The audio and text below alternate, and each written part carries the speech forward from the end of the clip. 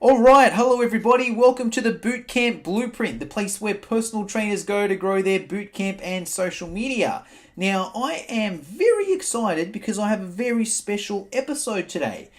If you've been listening to this podcast a while, you know that every week I interview a different expert to help you grow your bootcamp or your social media. This week it's actually different. I've got 5 experts. So what I've done is a bit of a roundup episode. So I've actually a bit of a story. I go to New Zealand every year. I love the country. I love their fitness industry. I love their fitness convention, FitX, that they do. And they've got a group over there, the Personal Trainers Council of New Zealand. Now, I think it's a really amazing group because we don't have anything like it here in Australia, and I haven't seen it anywhere else in the world. It's basically a volunteer organisation where in each big city in New Zealand, there's a council there, and there's a head of the council, which is an experienced, successful trainer. And, you know, each different location has their own Facebook group, and they do little online things and networking events where they just share information and help each other grow. And I think that's amazing because, I mean, here in Sydney, the fitness industry is pretty competitive, and a lot of the time, not always, but a lot of the time, people keep their cards pretty close and don't share the info they know. Whereas over in these personal training councils, it's all about sharing, which is amazing. Okay, so anyway, really exciting because I've pretty much got 5 of the best trainers in New Zealand here. And it's not just my opinion because I've gone to the head of the Personal Training Council and I've said, hey, I know that you've already got the best trainers in New Zealand as the head of these councils. Give me 5 of the best of the best. And that's what I've got. So, bit of summary, I've basically just said, hey, go and answer these 2 questions, answer why you're successful, and what tips can you get other trainers to help them be as successful as you, and what are some of your best marketing strategies. So really, really cool episode. So just listen in. I break each trainer down one by one, and then we'll have a bit of a chat at the end. All right, first cab off the rank, I have Mr. Jesse Lordan. Jesse, let's tell my listeners about yourself. Hi there, my name's Jesse, Wellington Ambassador for the Personal Training Council. I also run the women's powerlifting group Artemis Strength. I'm a tutor at the New Zealand Institute of Health and Fitness and a business mentor with Executive Fitness. I also squeeze in a few hours of personal training a week. I'm glad Jesse mentioned that last bit about doing the couple hours of PT in there. I was beginning to think the New Zealand Council sent me the wrong Jesse. But anyways, with Jesse, this man, when you talk about successful personal trainers in New Zealand, Jesse is the first person that comes to my mind. So Jesse, I'd love if you could share some tips with my listeners about what they can do to help be successful. All right, my most successful tip for personal training. Great question. The immediate words that come to mind are drive, hustle, etc. But telling someone to try harder usually doesn't work. My biggest tip would be changing your decisional balance. What I mean is the conscious act of negating emotions and making pragmatic decisions that will affect your business or your clients. Whether you're too scared to walk the floor in a commercial gym, maybe you're worried when it comes to talking about price, maybe you're worried about what other trainers think so you don't apply yourself. Understand that these are emotions or fears that are letting you not only dictate the outcomes of your business, but also the health and longevity of your clients. What is more important to you? The cage of negative fears you choose to decide within, or the health of the people you want to change? I'm not saying don't feel these things either. Trust me, I feel them all the time. Just don't make decisions on them. Feel it, acknowledge it, and then pro versus con, you're rational. Now that is a powerful strategy, not just in how to be a successful personal trainer, but how to be successful in life. So the next question, Jesse, revolves around marketing. If you could share with my listeners some of your favorite or your number one favorite marketing technique that you use and that they could potentially implement themselves too. The best marketing strategy I've implemented in my business by far is a sound professional referral strategy. The issue with marketing is people don't trust the fitness industry at times, and they probably shouldn't. How does a client know you're the best trainer in the city? Or are you the trainer that keeps popping up on their Tinder and have injured a bunch of clients? Customers trust other customers. If your retention policy is something along the lines of, hey, if you have any friends keen, give them my details, then you're selling yourself short. Have a retention or referral format that allows your customers to feel like they're giving something to their friends, their colleagues, etc. Personally, I had a bunch of consultation vouchers worth $70 printed nicely on awesome matte black cards, because in Wellington everyone wears black. This way, instead of an awkward conversation about, hey, I've lost weight, you should too, in the workplace, it becomes a gift and negates any social tension. That way your customers feel like they're giving something to somebody else, so they feel valued, but also they feel comfortable giving that because they've been through it as well. Therefore, that new customer trusts the person, therefore they can trust you, and your chance of signing that person up becomes higher and higher. They become a hot lead, yeah? And yeah, those are my 2 biggest tips. Shaka. Wow, so many good things going on there, Jesse. Thanks for that tip. Okay, next cab off the rank is Miss Freya Thompson. Freya, if you could tell us where you're from and why you're so successful. Hi, I'm Freya Thompson. I'm the Personal Trainers Council Rep for the Manawatu Rangitikei region. So one of the things that I really put my success down to is networking. So to people that are new to the industry, go and source a local network group, take the chance to upskill, be around other personal trainers that also want to better themselves, that also want to learn, that want to be the best personal trainer that they can be, and spend as much time as you can with them. Now, Freya actually mentioned quite a little bit of gold there, so I just want to expand a little bit on what she said there, because she actually gave 3 tips. She gave networking, upskilling, and hanging around with other successful trainers. So networking, Freya mentioned go and join a local business group or something like that. There's plenty of them around the place. You can find the popular ones like the BNIs or the Toastmasters, or you can just get a group of friends together and do one yourself. That's actually what I do. I've got a group of entrepreneurs that meet up for breakfast every Thursday morning and hang out. But either way, I recommend doing something like that, because when it comes to being successful, there's an element of luck in there. Okay, there's always an element of luck in being successful, but you can manipulate that in your favor, because to put simply, the more people you know, the more potential clients you have. So by going out and networking, you're going to meet more people. Freya also touched on upskilling and hanging around with other successful personal trainers. So they're almost 2 different points in themselves. We'll just touch on upskilling. Upskilling, obviously, the better personal trainer you are, the more successful you can be. That's a pretty simple one. Freya mentioned hanging around with other successful trainers. That's key as well, because there's this old saying, you're an average of the 5 people that you hang out with most. So if you hang out with 4 other really, really good personal trainers, that's going to bring you up, because you're going to get little tips from them. If you hang around with 4 really bad personal trainers, that's probably going to bring you down, because their little bad habits are going to sneak into your lifestyle there. Okay, so just wanted to expand on there. Now let's ask Freya the next question. Freya, marketing. What tips have you got for us there? So I use a lot of word of mouth marketing for my business, and I really truly believe that if you do good work, that the business will come as well. One of the things that I really think is important is to get as many people in the gym as possible, and to be seen as often as possible as well. So when I was starting off, I really pushed people working out together. I didn't charge extra for other people to come into the gym. The more people that you are training, the more people that you have for word of mouth marketing.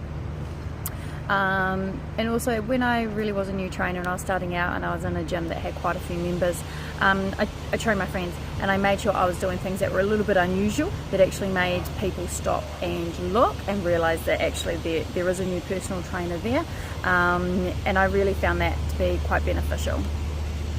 So there's another really good strategy there by Freya. You can tell that Freya is a very big word of mouth, people sort of person, because that strategy, it kicks off well from what she said previously as well, where her goal is to get as many people down to the gym or down to the boot camp, or as many clients as possible, because it goes back to that old saying where the more people you know, the more potential people that are going to train with you. And the more people that you train, the more referrals you're going to get, right? Let's say, and I found this a lot when I was running boot camp. When I was running boot camp at the start and I only had 20 people down there, I might only get 1 or 2 referrals the next time around. But once I build my boot camp to 100 people, all of a sudden I'm getting 10, 11, 12 referrals each round. The percentage is probably the same, but it's just because I'm training more people, I'm going to get more referrals. So Freya mentioned, bringing more people down, telling people to bring a friend for free, and just standing out and doing different stuff. So really, really good tips there, and I recommend everyone implement that. Alright, next cab off the rank is Nikki Williams. Now this is super exciting because Nikki Williams is one of the most experienced personal trainers I know anywhere across the world. So, Nikki, tell us about yourself.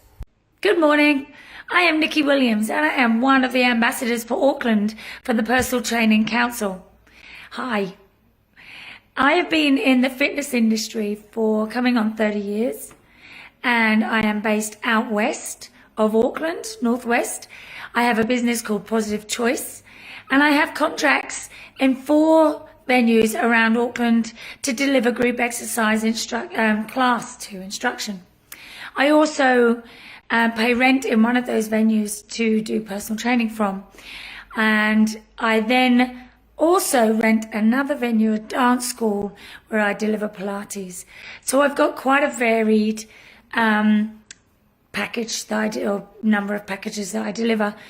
As well as that, I'm also co-director for Power Music New Zealand, who has different products, DVDs, CDs, music for exercise professionals.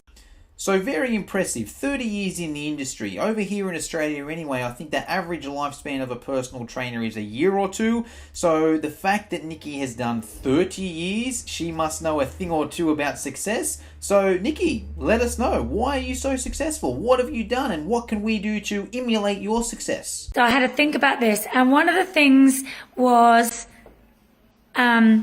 consistency. I kept showing up. I kept bringing my A game as much as I possibly could, and that meant that I was also adaptable. So I said yes to a lot of things in the beginning, and then I was able to start driving less. So I said yes to things that were further away, and now I can choose to stay closer to home once I built this business base. And it was interesting because we were talking at the last meeting about this with a rookie that was there. He was saying, how do you get the work that you want? And it's basically, for me, saying yes to a lot, getting my name out there, meeting people, because you don't know who's at those events or that different venue, who might want to work with you later that's closer to home, or bring you amazing opportunities that are really, really exciting workshops and things like that you can get involved in. So success for me was about showing up. I was everywhere. And then also being adaptable. So I didn't just have one lane to run in. I've got 4 or 5. And then, of course, I took routes that I didn't want to stay down very long, but that's okay. We can make decisions again to streamline our business as well afterwards. But I had fun doing that, and I'm still doing it. 8 years I've had Positive Choice. So yeah, consistency and just showing up, bringing my A game. Now, very important. So I want to talk a little bit on this because 30 years of experience, Nikki knows what she's doing, and it's two key principles that she mentioned there. The first one was consistency.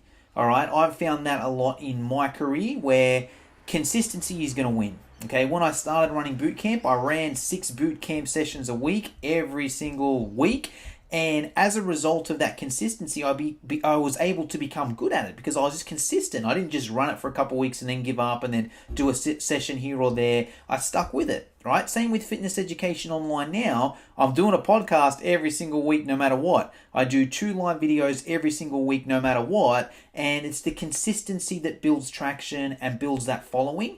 And the other thing is the A game. So Nikki said not only is she consistent, but she brings the A game every time. And that's important. It's not just, let's use those same examples. Let's say I ran a boot camp every day of the week for a year, but I didn't put any effort into putting my A game into that boot camp. It would have sucked. but because I put my A game in consistently, I got the results. Same thing with the live videos and fitness education online. It's easy to go on and do a bad live video, but I put all my effort into these live videos to make it as good as possible, and that's how the following grew. So thank you for that, Nikki. Now the next one, marketing. I'm very interested to hear what you've got to say, because over those 30 years, marketing's changed a long time, right? Social media didn't exist back in the day. So let us know, Nikki, what's your marketing tips?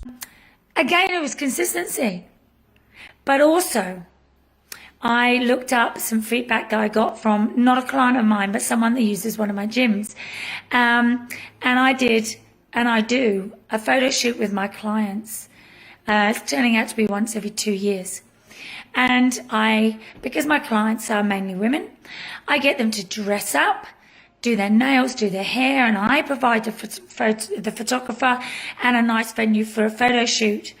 And that means they get a present from me because they have an individual photo shoot as well as a group photo shoot, but also the group photos I then use to promote my business.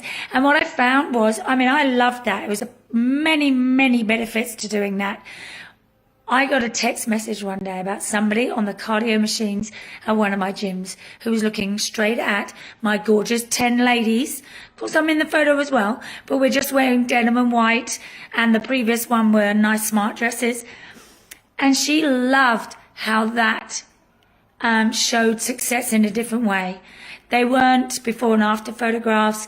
They weren't, and there's nothing wrong with this, but they weren't ladies in bikinis or anything like that. They were just clothed, looking confident, looking the way that I want to attract other clients to me, but also the person I think I'm going to attract. And this lady said I was more approachable.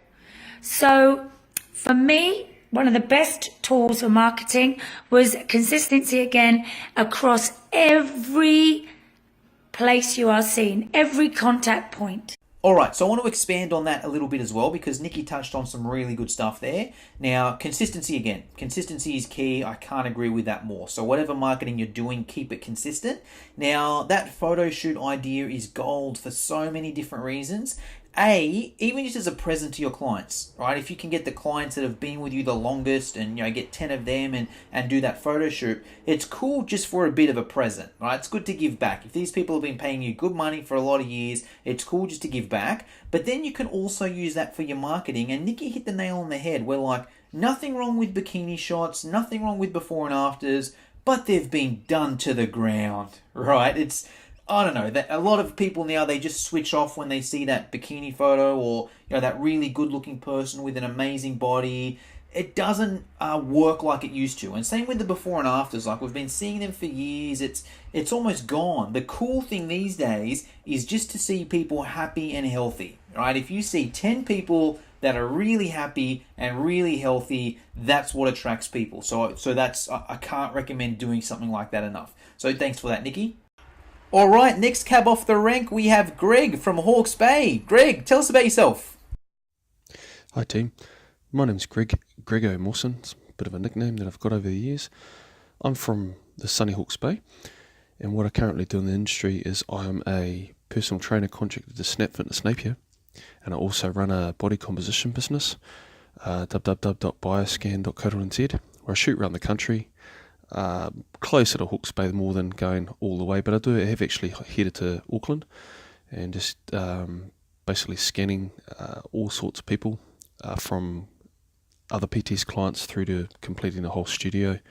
Obviously body compositions come a long way over the years, and it's quite important to actually have something in numbers for people. Certainly data is key in a lot of things, including business. As far as PT Council is concerned, I just volunteered for the role because I have a passion about networking and about getting other professionals together. I just love that fizz, you go along to the likes of FedEx or along to, your local road shows, and they're absolutely brilliant, like-minded individuals in one room, can't go wrong. Love it. With all that going on, Greg must know a thing or two about success. So, Greg, let us know, how did you become so successful, and what are some tips some of the listeners can use? As far as success goes, it's different things for different people, And obviously you could go on for ages about that. And what I've done through my business is basically tailored a lifestyle design, if you like. So yeah, I mean, if it's all about bank account, then yeah, okay, doing okay. But yeah, I think that I've got a young family, and certainly that's really important to me to get home and have some time with them. But what we could do here is, from the listener's perspective, is something you could start implementing. The person in front of you is the most important person, and certainly you can't go wrong with additional training. I mean, you're listening to this podcast, so clearly somewhere along the way you've made some pretty cool calls. And just, you can't go wrong from just treating people really, really good, despite the fact that they may not actually convert to money. You know, it's all about networking and being nice to people, essentially, and you never know, they may recommend you to another person down the track because they had a good experience with you, despite the fact that they weren't actually, you weren't in their budget. A couple of the marketing strategies I use Facebook. Facebook works really well for my business, certainly with the body composition side. That's really cool. And I can put up success stories and so forth, so that that can apply to a regular PT business as well. My PT clients, I tend to be quite fairly foolish anyway, so that's probably word of mouth, and I've got to say that word of mouth is probably the most important one. Certainly you've got a bunch of people in your studio or in your gym that you're working in. The last thing you want to do is give anyone a rough time or get a bit sort of toey or be quite opinionated. It's quite hard. It's very, certainly fitness industry, we've got a lot of firm opinions on certain things, but just keep a little bit more of an open mind when it comes to other people's, what they do. I mean, clearly if something's completely off and it's wrong, then have an approach. But I'm getting a little bit off topic, but certainly that person in front of you may not be a potential client in the future. They may not have the budget, but they may tell someone else that does. We've got people know different people, and not everyone wants training. But, if they have a good experience with you in front of you, they'll tell someone, and that's exactly what you want. Now, love what Greg said there, so I want to touch on a few different points. Number one was the success thing being relative. Like, it's not necessarily the number in the bank account, right? That if that's success for you, that's cool. That's one thing that I pride myself on. That's one measure that I use to test my success, but it's not the be-all and end-all, right? Success a lot of the time is, hey, just doing what you want to do in your own terms. If you've got a young family, cool, you can be in a position where you can get home early and spend some time with the wife and the kids, or the husband and the kids, whatever it may be. I also like what Greg mentioned about the person in front of you and treating people well. I'm a big fan of the get what you give sort of thing, right? So a lot of the time in this society, people just want to get. I'm only going to train this person if they pay me. I'm not going to do anything for free, all that sort of stuff. And look, that's got its place, but I believe that to get value back, you got to give value first. And it doesn't necessarily need to be from that person. So I see this all the time now when I do sales calls. Right? Whenever I call someone on a sales call, I want to give them so much value on how to build their boot camp and their social media. And yeah, a lot of the times people will register for my program after hearing my sales pitch or me giving my content, but a lot of the time they won't. But what I see is the value comes back anyway. So what happens a lot of the time is I might spend all day just calling people and giving them tips and posting tips on Facebook and emailing tips, and no one will sign up for my program. But then all of a sudden, next week, a whole heap of people sign up for my program that I never spoke to, or they signed up because their friend told them, my program was good, or they did a program a couple years ago and they went back again, or all these different reasons here. Okay, so give value first and it'll come back one way or another. All right, next cab off the rank is Emma. Emma, tell us about yourself and why you're successful. Hello, my name is Emma Goldstraw. I'm based in Auckland, in New Zealand, and I work as a personal trainer in the CBD. I'm in my third year as a personal trainer, so pretty new in the industry. So far I've been successful, as I put it down to 3 things. I've worked hard on building relationships with my clients, have committed to ongoing professional development, and to be honest, I've just put in the hard yards. The first year as a PT is tough going, and you have to have both resilience personally and within your business. I also think it's important you form a network with other allied health professionals so you can help your clients with their various issues and injuries.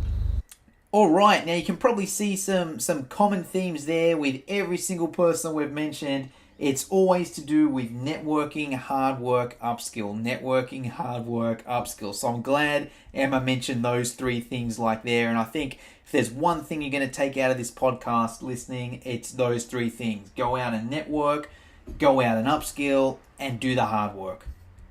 All right, Emma, marketing. What have you got for us? My most successful marketing strategies have been pretty simple, to be honest. I have advertised in my clients' local offices with a simple poster. I connect in with my clients' PAs, and they assist me with both distributing those posters, with offers and any other advertising. I post every other day on Facebook, twice a week on LinkedIn, and send a monthly newsletter. My aim is to remain in the forefront in people's minds, so when they are ready to make that step into finding a personal trainer, I am the one they think of.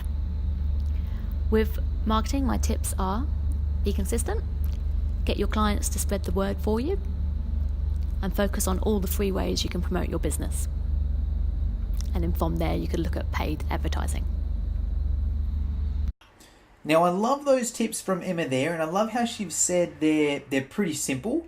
Because here's the thing, you probably see another common theme you see here is consistency. Right? Consistency, so that you're always in the forefront of prospects' minds. And that's basically what Emma's doing there. She's mentioned it's quite simple, but it's one of those things where it's simple, but you got to do it. Right? It's simple to do, but hardly anyone does it. It's just about being consistent, and you heard what Emma said there. She uses her current clients to promote her. That's the other common theme. So consistency, referrals, and post on Facebook every other day, post on LinkedIn, puts the flyers up in her client's workplace. Okay? Do that consistently, and clients are going to come. So I really, really love that, and I love how Emma has said start off with the free strategies, master those free strategies, move on to the paid strategies. So thank you very much, Emma. Next up, we have Dee. So lucky last, Dee, what can you tell us about yourself? Kia ora, Lordan here. I am an ambassador for the Personal Trainers Council of New Zealand and the wonderful Southland and Otago regions. So we cover Dunedin, Wanaka, right through Central down to Invercargill, Southland area. Thanks for the breakdown, Di, because to be honest, the only place in New Zealand I know is Auckland. So thank you for that breakdown. Now, Di, let us know, why are you successful, and share some of your best marketing strategies with us. I suppose one thing that has made me successful in my business as a personal trainer is really very much about creating a sense of community with my customers. I have developed a run coaching business which was an interest initially, and I developed a really strong skill at coaching, at being aware of biomechanics and beyond personal training. So I did upskill and do Athletics New Zealand coaching qualifications in running. I also have an occupational therapy background, so I'm very strong on biomechanics. And so for me as a trainer, it was important to provide that level of skill and quality for the customers that I provide run coaching for. I also employ physios and other personal trainers, and we have a very clear coaching manual and kind of the key messages we want to say to our customers, and we are very much focused on how to get the unfit client fitter. So actually working with people who have really low confidence when it comes to exercise, and making them feel successful in the fact that they have actually connected and moved and are part of a group that really care about them.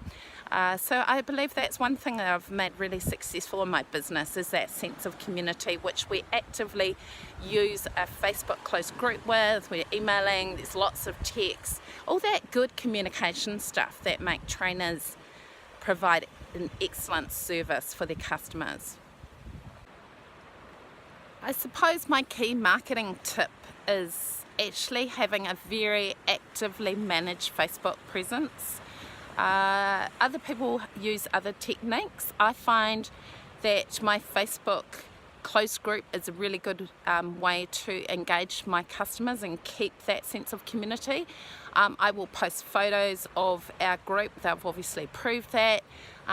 Congratulate people on successful runs and any events they're doing, and really encourage interaction, lots of active questions and tag-ins within our closed group. I wouldn't do it on my business page, but I do on my closed group for my running community. Alright, so that actually summarises this week's episode. That was the last one there with Lordan. So I just want to thank, if you're listening to this over in New Zealand, the Personal Trainers Council, thank you very much for your time. If you're my listeners and you're listening to this, what I'll do is I'll put everyone's links in the podcast description. So if you want to connect with any of those trainers there, or just the Personal Trainers Council of New Zealand in general, you can connect there. And just make sure to check out the podcast description anyway, because that's where we always give away our little freebies and that sort of stuff there. See you next week.